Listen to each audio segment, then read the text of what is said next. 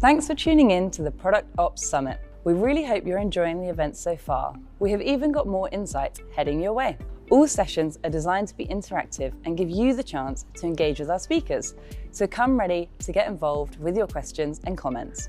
For all things product-led growth and product operations, don't forget to check out the PLA membership at productledalliance.com.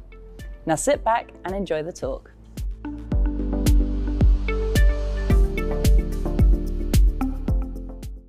Well, thank you so much for joining us today on this panel. I'm really excited to introduce you to Cynthia, Anna, and Kara.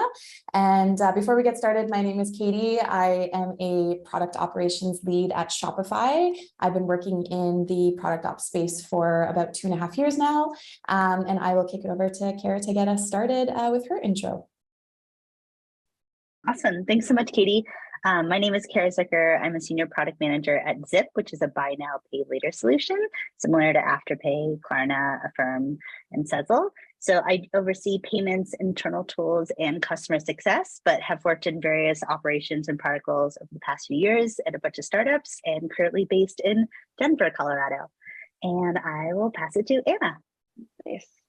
Hi, everyone. I'm Anna. I am a senior product operations manager at One Medical, which is a primary care practice. So I've been mainly kind of in the healthcare space for a few years now, but I've been in product ops for a little over 3 years, loving it. I work on a bunch of things, which I'm excited to share later on in this panel, but I'll kick it over to Cynthia for her intro.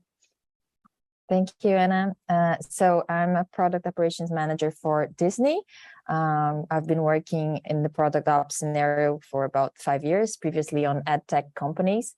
And in Disney, I was responsible for the launches of Disney Plus and Star Plus, our streaming services in LATAM. I'm happy to be participating on this panel. Awesome. So I am thinking that, product ops is a relatively new craft within the tech industry. Cynthia, you mentioned you've been in it for 5 years. I'd love to get everyone's sort of opinion about, what product ops means to them, because when I've had conversations with other professionals in the product ops space, it's always really interesting to note that I find every company or even every industry, I'm currently working in e-commerce, and we define it a little bit differently, and product ops means a little bit different across your craft or definitely company. So, Anna, would you mind kicking us off for us, and how would you define product ops? Yeah, happy to do that. And first, happy you acknowledge that a lot of companies see it differently, because as I've been in the space for almost 3 years, that's definitely what I've found. However, how we kind of define it at One Medical is we think that product ops exists to really improve alignment, communication, and processes around product development, launch, and iteration. And so what that kind of means for me is I mostly split my time between using scalable communication and change management practices, such as creating feature rollout plans. So if our teams are introducing new features to our users, I'm working really closely with product teams to help get those out and to make sure that the end product is awesome and that we've tested it and that folks are ready for change, and it's just going to be a really smooth launch. And another thing that we also do in product ops is helping establish feedback loops so that we are effectively really capturing, acknowledging, and bringing the user voice into the projects that we are investing in.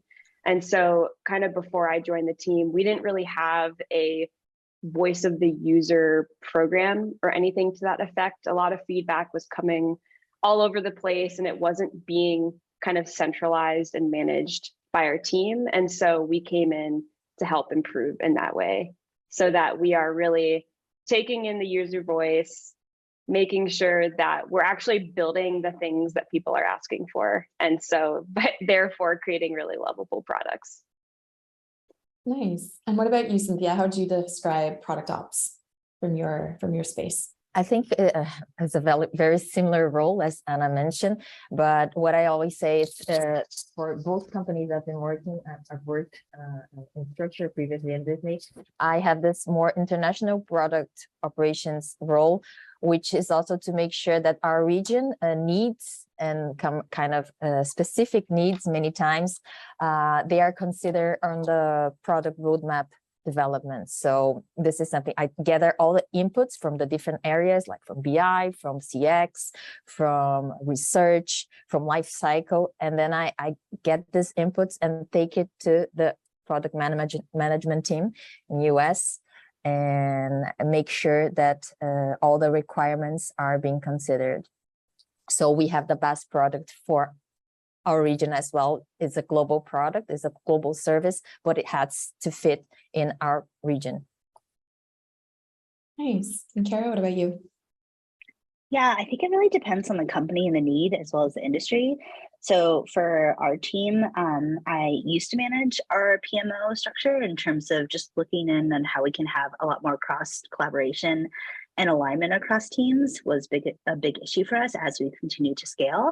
So really looking at how can we really identify dependencies, how can teams better communicate with one another, how can we better implement better Agile and Scrum Master methodologies. We use Jira at my company, so how can we kind of cross collaborate in terms of those dependencies across tickets and stories and epics to make sure that once one part of work is complete, another team can jump on it, and really measuring those initiatives against one another to see how fast we can move, what our capacity is, what our resources are, and communicating across key stakeholders. So making sure when you make content changes that legal is aware, compliance is aware, so everyone can be on the same page, and there's a bit less of project management work from the product side, but you're still leaning into that ops perspective in order to get things to the finish line and really launch successfully without too many oops along the way.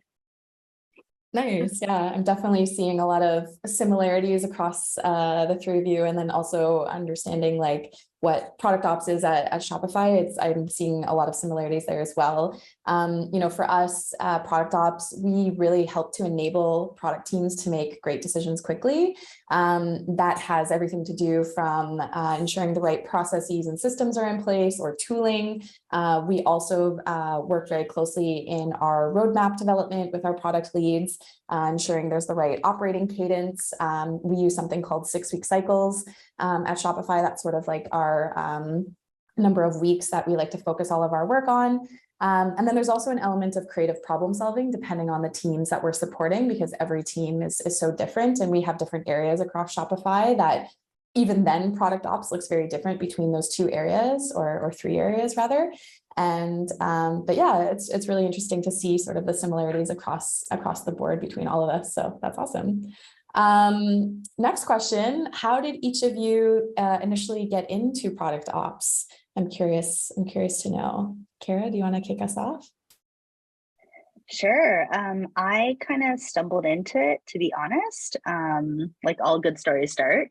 So I had originally focused as a program manager, and then got into operations as a director of operations for a startup, then did a marketing stint, which was fun, never going back ever. Really kudos to anyone who does marketing. I respect you all to the nth degree, but it's not for me. But then kind of was working on a team as a project manager because of my ops experience, and they had just expanded so quickly and we had some hard deadlines to deliver. We were building our own blockchain. And so realized that there was an additional product need on that team. So took a product owner course, became a Scrum Master, and was really able to blend a lot of my ops experience and learn product at the same time. So even though I don't do as much ops now, it's really been a lot of fun and just a cool journey to really learn and experience that with a team of what are all the best practices, how can you enforce that in the team in order to make them more efficient and ultimately take more work off their plate so they can focus on the tasks at hand, while also collaborating with key stakeholders and making sure not only people are communicated on the progress, the red flags, but making sure that you're really able to kind of move forward with as minimalized friction as possible. Nice. So good. Usually, you know, I find a lot of people ask like, how do you know when product ops is working or when ops is working? And I find we're so behind the scenes that it's like, When there are no Yeah. issues, well, let's be real, there's always issues, right? But like when there are few issues, that means like our job is working, right? That's exactly it. Yeah. I was just talking to a coworker this morning actually about, and she said verbatim, behind the scenes. And it's kind of like when you're moving through a process or a project is happening and there's not a lot of pain, a lot of that could be due to product ops, right? And it's just, it's like, whoa, it just went really smoothly. And it's like, huh, I wonder why. Doesn't just magically happen, right? Whoa, how did that happen? And Anna, how did you get into product ops? Yeah, I was gonna say I could keep going. Yeah, so similar to Kara, I also feel as though I stumbled into it. I had a consulting background and I was in the healthcare consulting space for a few years. And so as a consultant, I had gotten exposure to stakeholder management, project management, communication, and even some data analysis. And so the role that I'm in now, it was recommended to me by someone I knew working at One Medical. And because it was still in kind of the healthcare space, he was like, oh, I think, this would be a really great fit for you. And I had never heard of product ops. I didn't even know what product was. I had no idea. And I was actually intimidated by the word product because from what little I knew, I thought that it was way too technical for me. I was like, I'm not like a tech person. I'm not a startup person. I'm from consulting. What is this? And then when I learned more about the role, I started to get really excited. I felt like I had transferable skills and I was like, what? I can do this. I can get into this space. And it's been a blast. It's honestly my dream job and I never want to leave product ops. But it felt like there was a part, kind of a learning curve for me to just realize, hey, I can do this. I have the skills. I want to learn and I want to just dive into, different resources and getting up to speed. And kind of once I just started saying yes to things and learning on the role, then I felt like I really was able to kind of break in to product ops. But yeah, I'm curious to hear from Cynthia as well. How did you get into the role? It's similar, I guess. I have a background on business intelligence and also consulting as PMO.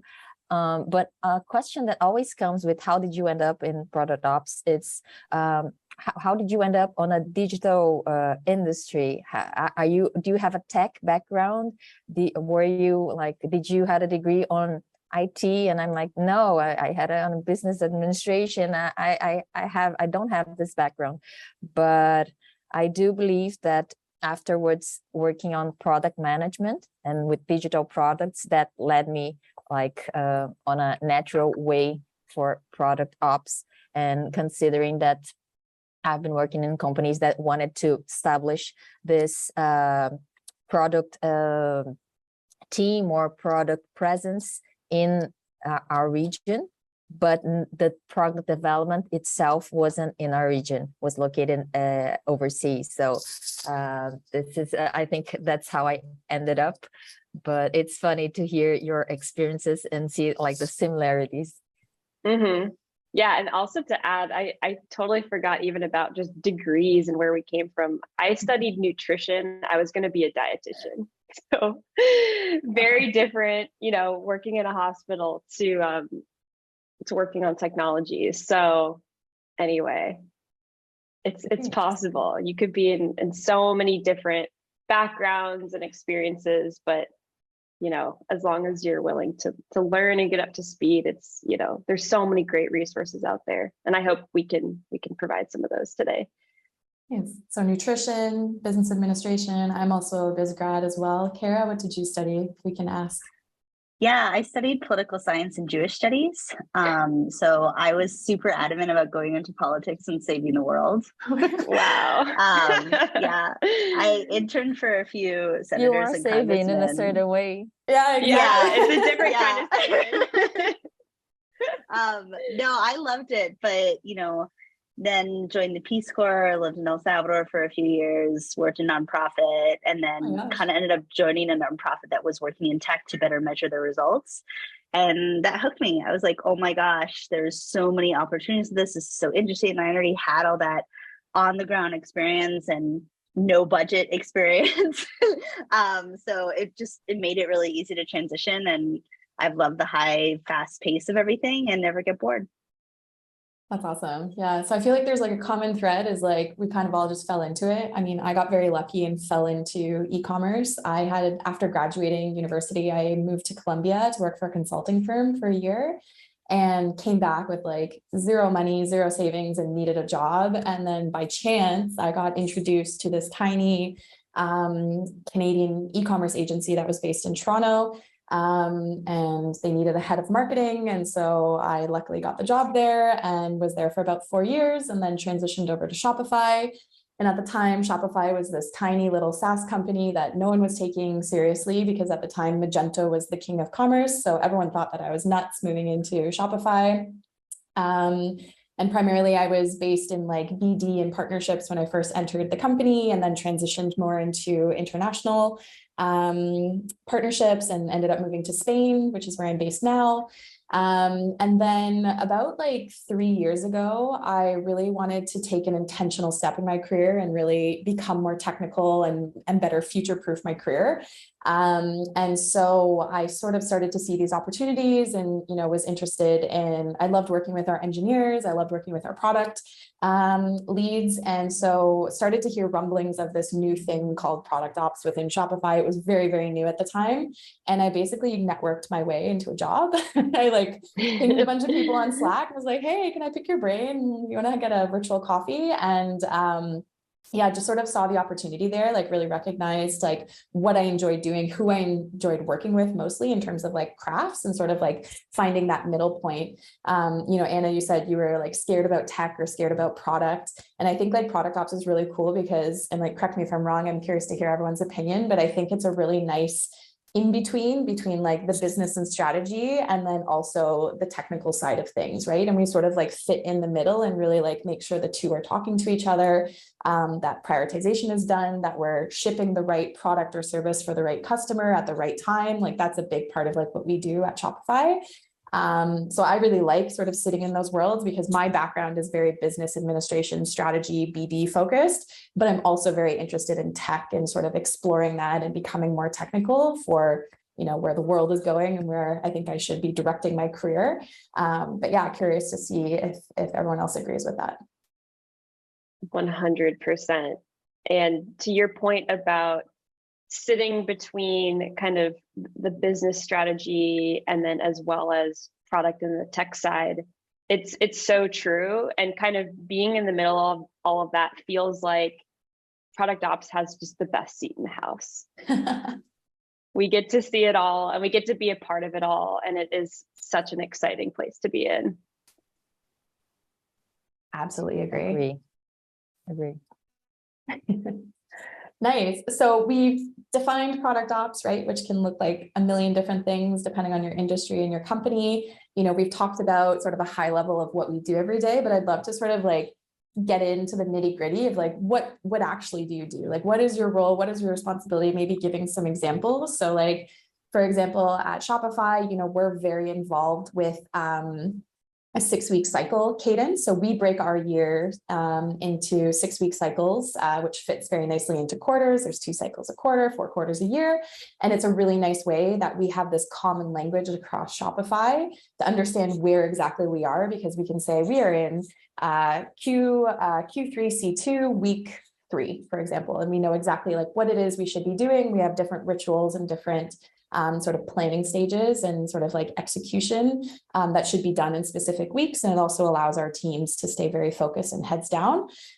So product ops has a really key role within that planning, making sure that things are on track, that we're identifying any risks or dependencies along the way, especially in the planning process. But then also when we're actually executing a cycle. We also work with our teams very closely on OKR planning or even overall investment planning, which is like the annual planning that happens at Shopify. And then we also make sure that our teams are really set up for success and sort of like the basics are covered when it comes to like systems and processes. And then also do the teams have the right tools in place? So I know like Kara, you mentioned that your team or company uses Jira. At Shopify, we're primarily GitHub based, but then, some of our marketing folks also use Asana.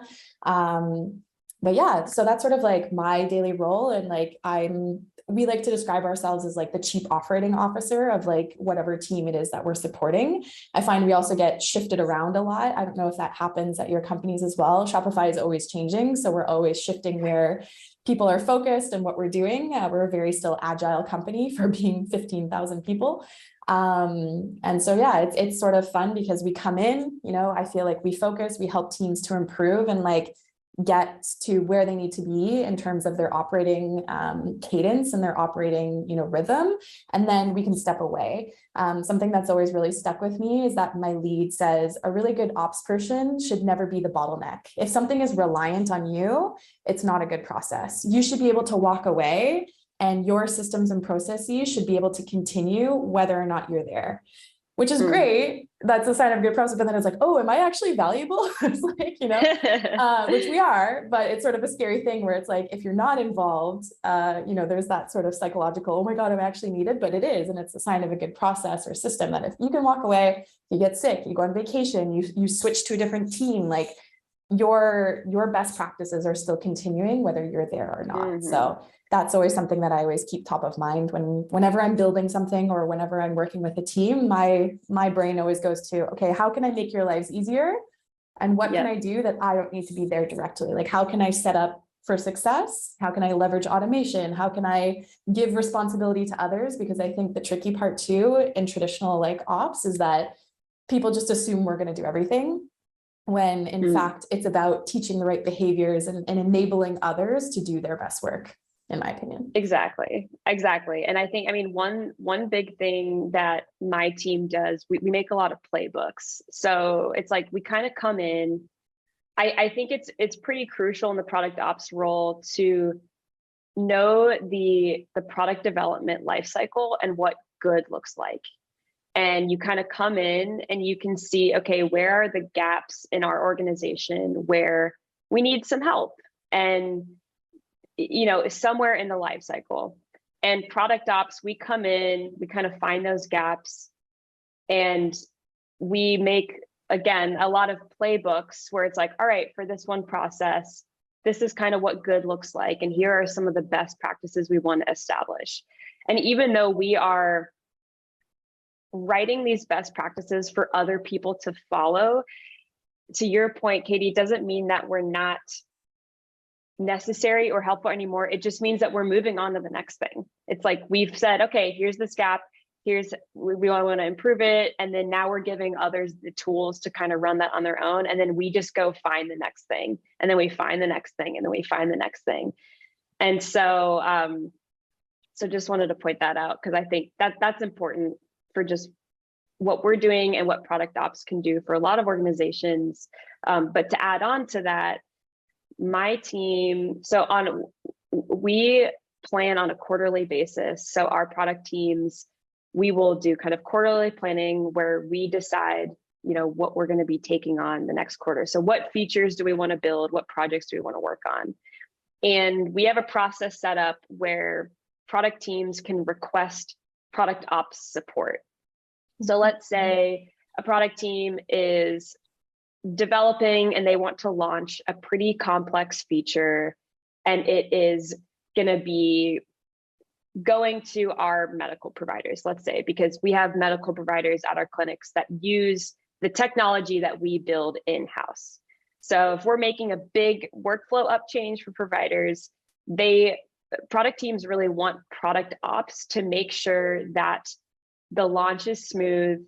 They have someone who can really help the team kind of iron out the kinks, test with providers really diligently to make sure that we are squashing all the bugs, that we are getting their input so that we can make the product awesome before it goes to everyone. Product ops also helps a lot with the communication and the change management. So I have done a lot of communication in terms of not only just written, so, email, Slack, but also I'll do video demos. I will make, we use Pendo, which is an in-app product adoption software. So we have in-app, multi-step guides and messages that also really improve adoption when we are launching new features.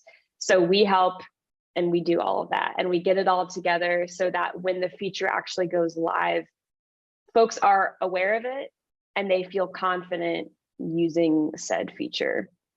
And then, so that's kind of what we do on a quarterly basis, where we partner with product teams, but all the time, and this is happening 24/7, is when we are running our kind of general voice of the user feedback portal. And so that's a thing which we've also developed a lot of processes around, who's triaging the feedback and how it's getting to product.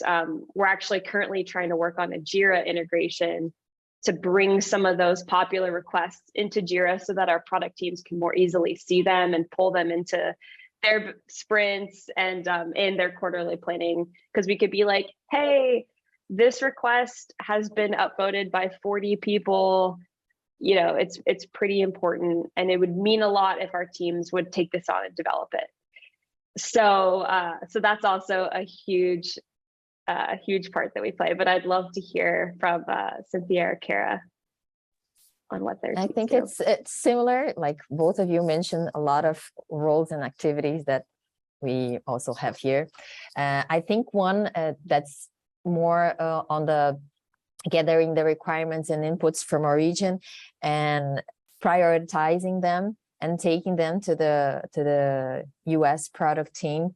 So making sure we build the product brief, we have a business case to support this idea, this new feature that is being requested by our region, and also the go-to-market strategy, enabling all teams and areas of these new launch, and afterwards also measuring the impact on this new idea, this new feature, this new project. I think this is something that we do as well as product operations here. Kara? Awesome. What else you can share with us? I think for me, so most of my role is more product focused versus product ops, but when it comes to looking from a customer success standpoint, a lot of the things that we do related to what you mentioned, Anna, in terms of kind of prioritizing features and also looking at, so for us, it's looking at, okay, what are the top inquiries that people reach out to us for, and how can we try to solve them so they never have to contact us, beyond just like help send out articles and other like tips and things like that within our app or other products. So we really try to look at it, okay, how much is this costing the company? What would it look like to create a self-service feature in this way? I manage our own internal tools, so making sure they have the information they need instead of having to go multiple places like Stripe or other compliance tools, and seeing, tracking the progress in terms of the payment, what happened, especially around refunds. So really looking at how can we give them all the tools that they can have as easy as possible. And especially working with CX and understanding, okay, if the users had this ability, what would that look like? What is the impact? What are users saying? How does that affect our reviews?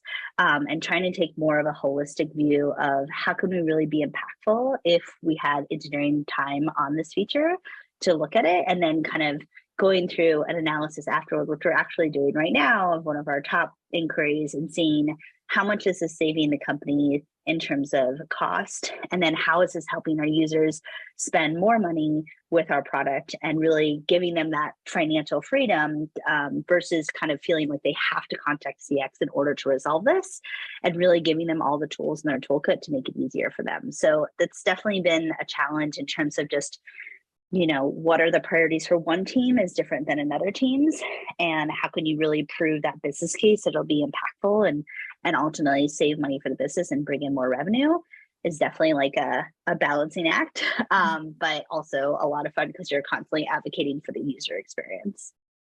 Mm-hmm.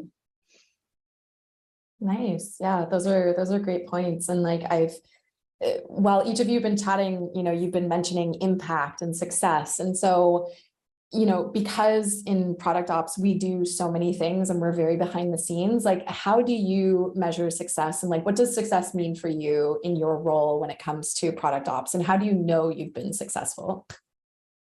Well, I have a couple thoughts. My team, we don't have any sort of strict, these are our product ops success metrics, or necessarily anything like that.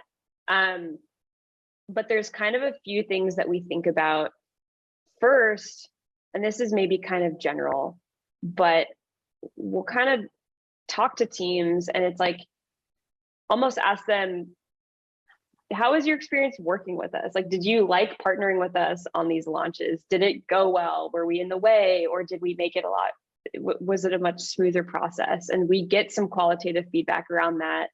The teams that we've worked with, they're always just like, oh my God, we love product ops. We need product ops. And we get actually a lot of support requests every quarter. So that kind of helps us know that we're doing a great job. We're actually providing that impact. We also, on a more kind of quantitative level, we do look at the number of support tickets that come in for a given feature launch.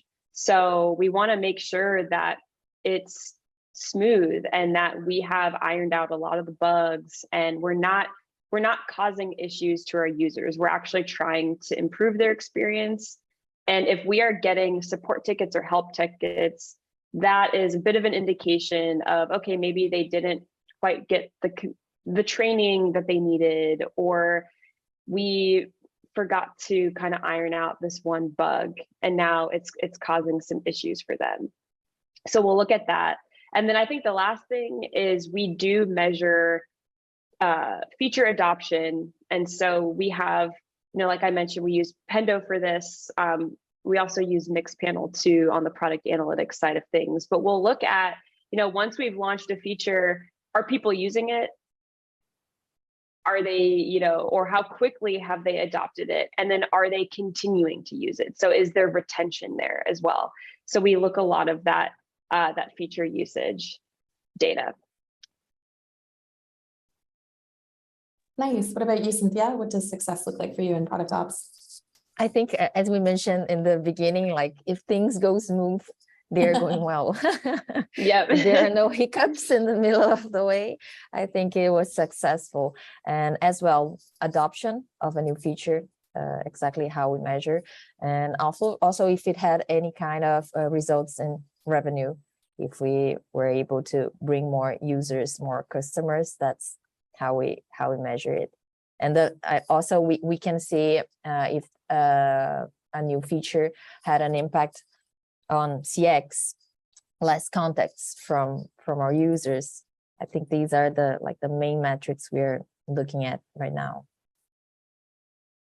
Nice. And Kara, do you have any thoughts on it? Yeah, I would say for us, it's just trying to lower the amount of time spent in certain areas. So for example, like I manage an internal tool. I can see, depending on team, how many hours they spend in the product. So is it 30 hours a week, 10 hours a week, 5 hours a week? How can I decrease that time in order to save the company money? So it's a little bit of a different perspective versus just revenue and customers, but looking at how can I decrease the amount of time they spend in the product versus the opposite, and looking at how can they easily get that information, how can it kind of be in one place. They have less logins, less two-step authentication they have to do in order to kind of serve customers faster and easier.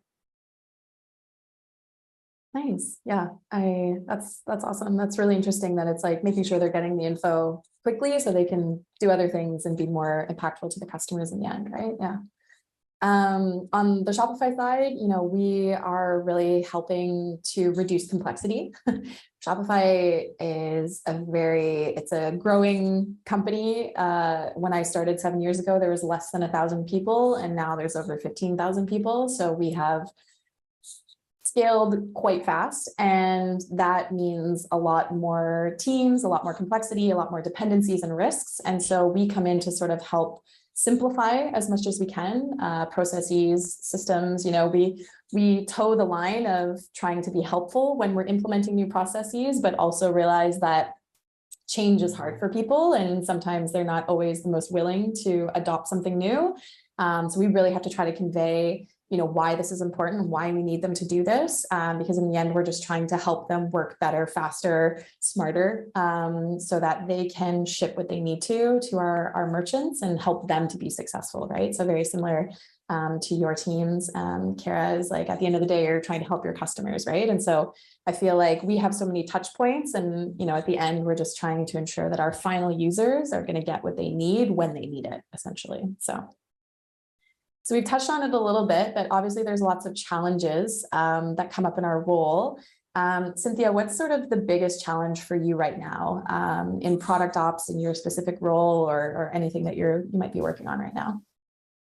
I think many times we can be maybe charged, like the business expects us to give quantitative results, and many times it's not. It is about it's qualitative. It's improving processes, is making people's lives better, is making users' lives better. I think this is a challenge to show them that we are having results, that we are bringing benefits to the company, but not as many times financial, and they're not so like tangible. Nice. Anna, what about you? I would say our biggest challenge is, I think we can all agree product ops is a really important role. It's really vital to organization. However, the way that it's kind of positioned right now at my company is, I'm not one of the product leaders. I'm in an organization, and it's important, but I don't have kind of that level of influence that maybe our leaders would have. And product ops, we are kind of sitting on this gold mine of user, like we really understand kind of the user feedback and the impact that our features are having on our users. And sometimes it's been hard in our organization to really bring that to the rest of the org and get it onto the roadmap. I know, Katie, you mentioned that your team helps out a lot with establishing the roadmap and working on, OKRs and planning. And my team is not at that level at the moment. I think that's kind of a dream state for me, because I think we have all of the information and the resources to make that happen and to have that kind of influence over the roadmap. But we're not quite there yet. And so I'd say that that's kind of our biggest challenge at the moment. Do you find that you're really like in the weeds and helping very specifically on either like projects or programs? The reason I ask is because I feel like product ops used to be very much like that at Shopify, but now we've evolved and we've sort of like split product ops into sort of two separate crafts, really. So we have the product ops, and then we have technical program managers. And so we use like the tree and the forest analogy, where our TPMs, technical program managers, handle a tree, right? So they're very like focused on one program, one project, and they really see it from like 0 to 1. And then they would, move on to another project or program to help. Whereas product ops, we are sort of like zoomed out, and we focus on like the overall forest, and we have like a really high level holistic view to make sure everything is like cohesively working together. And so, we work very closely with our TPMs. We also work very closely with our R&D multifectas, which is our engineers, product design, and sometimes data. So that's why we do focus on such a high level in terms of like strategy planning, roadmaps, OKRs, investment planning, all of that. But we evolved, right? It wasn't always like that. It's only in like the last, I would say, 6 to 8 months that we've really been able to separate. And sort of now we have 2 different types of crafts to support teams in that way. So that's amazing. Yeah, I am definitely a tree right now, but a strong one though, right? Oh yeah, I'm a redwood.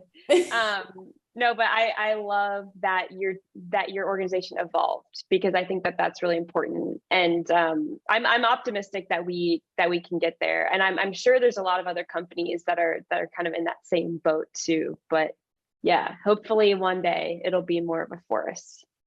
Nice. Kara, what are some of your biggest challenges right now in your role or at your company? Yeah, I would say probably just getting everyone on the same page in terms of buy-in. we have a lot of new executives who've joined the company in the last 6 months. Based on the state of the company and the industry, there's a lot of very strategic goals that we need to achieve essentially in the next year to 6 months. So they have all varying levels of experience, which is wonderful. But it is definitely a challenge to just get everyone on the same page in terms of what is the goal, what's important, why are we achieving this? And those tend to shift sometimes depending on kind of the 3 or 4 big strategic initiatives that we're working on. So that's definitely been a challenge. So for me personally, what has worked really well is actually taking the time and meeting with people one-on-one. It is hard to schedule, but just understanding where people are coming from and knowing their incentive, their concerns or reasoning for either a no-go situation or a go situation or scaling on a certain feature kind of gets that buy-in in terms of where they're coming from and advocating for at least, what I feel is best or what is best for the company or how we're actually achieving that goal. So really trying to take the time to work with people and understand where they're coming from. And then when you kind of come back together as a team, you've already talked to everyone, everyone knows where people's opinions are, and hopefully making that decision a little bit easier. That doesn't work all the time, but it does at least accept whatever result and decision you make, even if someone was very adamantly against it, of understanding, okay, we went through, I had my voice heard, we spoke through them, we looked at the data, we understood the opinions, this is where we're at, let's see how it goes. Yeah. So that's right to that. Yeah, it takes a lot of time. And what Anna said about not necessarily having this like influence or power or authority, like, a product leader or an engineering leader might, I very much relate to that, because we're there to make the recommendations. We're there to give the best practices. We're not there to be prescriptive. We're not going to tell people how they should or have to work. We'll give recommendations and be like, hey, from our experience or based on the data or whatever else, this is what we think you should do. And they can agree or they can totally ignore it. It's up to them. And if they choose to ignore it or disagree, sometimes you have to let things fail and sometimes you have to let things fall, and then hopefully they listen to you after, right? Yes, absolutely. So just being mindful of the time, we've got about 4 or 5 minutes left, but would love to sort of wrap it up and talk about if there's any communities or resources or tools that you'd love to recommend that you might think would be helpful for anyone watching this panel today. Yeah, I have a few. Let's see, I made a list. So, well, the first thing when I joined my role, and again, I was like scared of product and I didn't know what was going on. One of my coworkers told me to join the Women in Product Facebook group. So that's the first thing I did. And so a lot of the resources that I learned kind of came from that as well. There's also, the Product-Led Alliance just has a lot of great resources when it comes to product ops. There's an entire product ops portal that they put together on their website. If you join the Slack workspace, there's also a dedicated product ops channel where a lot of community folks get together and also provide a lot of awesome resources. There's the Product Operations HQ, which is a LinkedIn group. And then I mentioned earlier, my company works with, we use Pendo a lot, and Pendo also has a lot of resources on product ops. There's an ebook they put together called The Rise of Product Ops, which has a lot of interesting information in there. And then a couple books too that I've read, the Product-Led Organization book, which was written by the CEO of Pendo, but brings up a lot of great concepts in the product-led space, and also going into kind of what I mentioned earlier, the product development lifecycle and like what good looks like.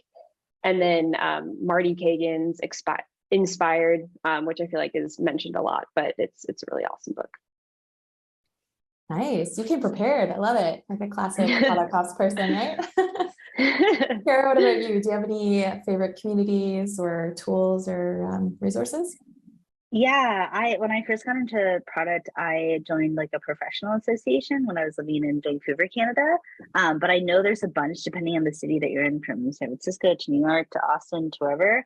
that has been amazing. Some of them have super robust resources, meet like events, mentorship programs, like being able to kind of connect with, folks in your local area, even if you don't even live there. Like if you're somewhere else, you're trying to move or you're remote, that can be a huge resource just to get people kind of up and started. So I did a few mentorship programs, which was really helpful and actually kind of advanced me from like an associate PM into a contract role as a PM and then into a senior PM within like a year, just because I was able to really like learn and grow very quickly, ask lots of questions, and doing that kind of contract gig for just a couple of months as a PM allowed me to kind of jumpstart, even though I had 10 years of experience prior.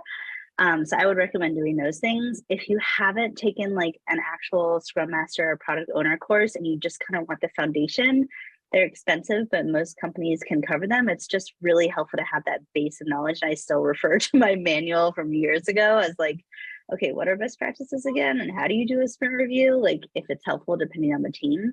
So I think those resources are really great. And honestly, like I sometimes just reach out to people on LinkedIn that I think have a really super rad job. And I'm like, how did you get there? What do you do? And what does that involve? Like, it's great to pick people's brains, and, people love talking about themselves and what they do. So it definitely doesn't hurt to ask, especially it's a nice switch up from, are you looking for a job? Do you want to work in this completely different industry that you have no experience in? So it's a nice Yeah, definitely +1 to creeping people on LinkedIn. That's weird. And you meet like lots of really cool people, and they're very open to chatting about their career and what they've done. Mm-hmm. And, as opposed to, hey, I saw this job posting, can you refer me? No, it's like you're actually genuinely interested in them as a person, and you just want to chat more and be curious. I find people are very receptive to that, which is great.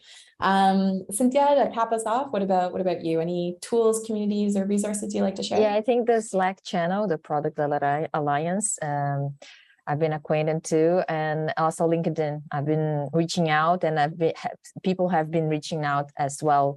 In Brazil, I think the product ops community is very, very small, so we have to build it. I think we should build one to welcome all the product ops folks that are coming up.